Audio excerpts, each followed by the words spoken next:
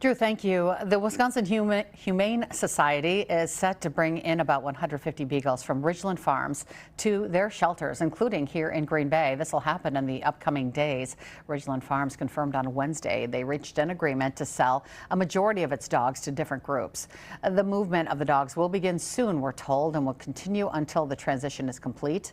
Ridglan Farms releasing a statement today to our Madison affiliate saying, quote, "The dogs at Ridglan Farms are happy, healthy, and well cared for. Publicly available USDA documentation shows that this has been the case for many years.